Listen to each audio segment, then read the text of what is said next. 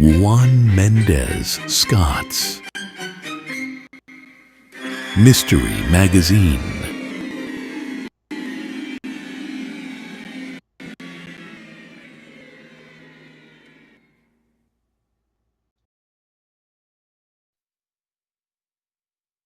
The Bachelor Party.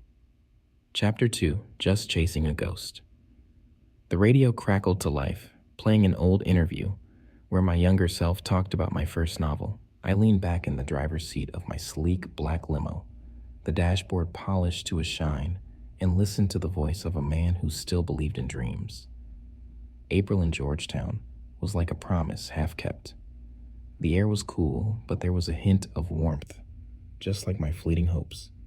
Inside my limo, parked on a quiet, tree-lined street in Georgetown, Washington, D.C., the atmosphere was a bittersweet mix of nostalgia and longing.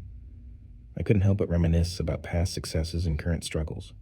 The polished dashboard of the limo, the old radio's digital display, and the quiet, tree-lined street outside.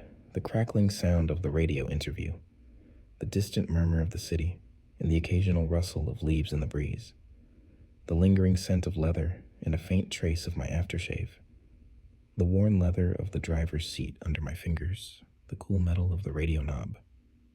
The residual bitterness of my last sip of coffee. I was torn between accepting my current reality and my yearning for the success I once almost tasted. I mumbled to myself about second chances and finding a way back to happiness. My younger self's voice filled the car, a stark contrast to my current mood. I poured my soul into this book. It's not about the money, it's about reaching people, who likes to read a good mystery. I muttered to myself. Not about the money. Yeah, but it sure helps though. Why the fuck did I say that? The interviewer's voice cut through my thoughts. Do you think you'll write another novel? Absolutely. I have so many stories left to tell.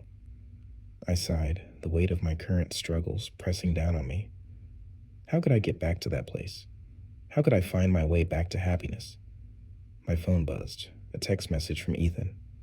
Believe in yourself, man. You still have it in you. I stared at the screen, my fingers hovering over the keyboard. I want to believe that, and I hope so. Ethan's reply was swift. Why not look at your old stuff? Maybe you'll find something to reignite that spark. I leaned back in the seat, considering his suggestion. Revisit my old stuff. Might as well fuck it. What do I have to lose? Determined, I made a promise to myself. And Ethan. All right, Ethan, I'll dig through my old notebooks tonight. I promise I'll find a way to reignite that spark. Find something to write about. You know I'm here for you, man, Ethan texted back. Oh, you know I know that, my brother, I replied, feeling a glimmer of hope. But doubts crept in. What if it's all crap? Know what I'm saying? What if I look back and see nothing worth salvaging? It's not about finding something perfect you wrote, something you strongly believed in. It's about finding something that reminds you of why you started writing it, Ethan texted. But what if I don't find anything?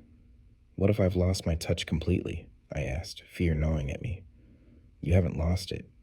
You just need to reconnect with it. Remember why you wrote in the first place. Yeah, but reconnecting isn't as easy as it sounds, I replied, frustration bubbling up. Yeah, but you'll find that voice again. My fear intensified. What if I can't reconnect? What if I'm just not meant to write anymore? Never thought I'd hear you say that, dog, Ethan said. Yeah, I never ever thought I ever say that bullshit, ever. We both laughed, but the tension was still there. Ethan's next text was more encouraging. The worst that can happen is you realize you need a new approach, but at least you'll know you gave it a shot. I gripped the steering wheel, my mind swirling with doubts and fears. Could I really go back? Or was I just chasing a ghost? I had to find my voice again.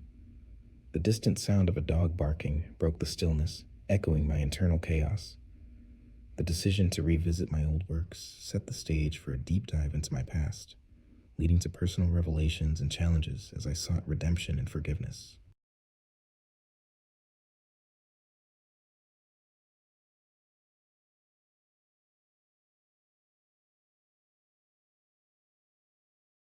On the next episode of Juan Mendez Scott's Mystery Magazine.